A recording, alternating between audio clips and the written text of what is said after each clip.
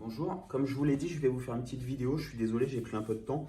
Mais, si j'ai bien compris votre problème, vous me dites que le moteur ne tourne que dans un sens. Donc j'ai fait une simulation avec une boîte à boutons, le même moteur que vous avez reçu et la molette de réglage. Donc là, si j'appuie sur le bouton, mon moteur tourne dans le sens de la descente.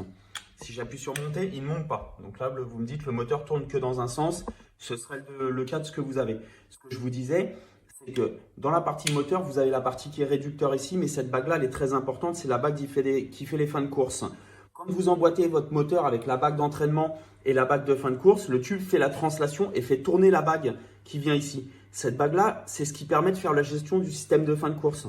Donc quand je tourne, le moteur entraîne la bague de fin de course. Au bout d'un moment, il va s'arrêter.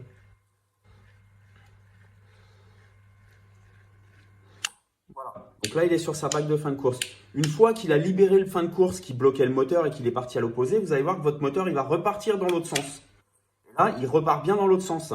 Mais si je le fais redescendre, vu que la bague elle n'a pas bougé, elle est sur le fin de course, il tourne que dans un sens.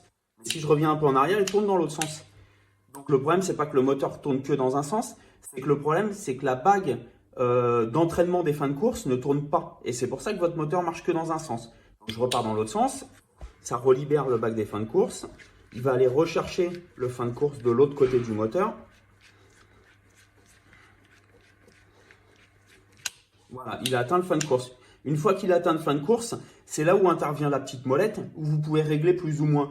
Plus de fin de course ou moins de fin de course. Donc là, après, il y a deux possibilités, soit l'un, soit l'autre. Je ne sais pas, mais je teste au hasard. Donc quand vous voulez que le moteur tourne plus, vous tournez dans le sens du plus. Donc là, on voit que le plus, la flèche indique sens inverse de rotation des aiguilles d'une montre.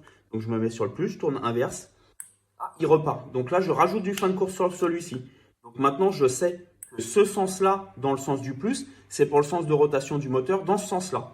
Donc hop, je repars. Et si je vais de l'autre côté, hop, je repars, il veut bien repartir. Le fin de course, ce serait celui-ci. Et là, la flèche m'indique sens de rotation inverse des aiguilles d'une montre aussi pour le plus. Donc là, hop, mettons mon tablier, il descend, il descend, il descend.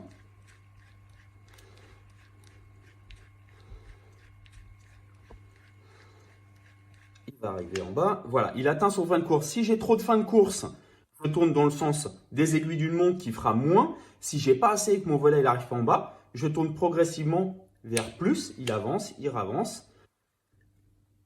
Plus, hop. Jusqu'à avoir la bonne position du tablier exactement comme vous le souhaitez. Si après vous voyez que vous avez trop de fin de course, vous détachez votre volet. Vous faites tourner le moteur et vous tournez dans le sens opposé. Vous tournez vers moins, moins, moins, moins, moins, moins. Comme ça, vous allez beaucoup réduire la plage de fin de course et vous verrez que c'est plus simple à régler. Si votre volet n'atteint pas la position haute maximum, vous avez juste à mettre du plus progressivement. Il va avancer par petits à-coups. Et si vous n'atteignez pas la fin de course bas, vous faites plus pareil. Il va descendre progressivement jusqu'à avoir la bonne position. Voilà, en espérant que ça vous a aidé. Merci.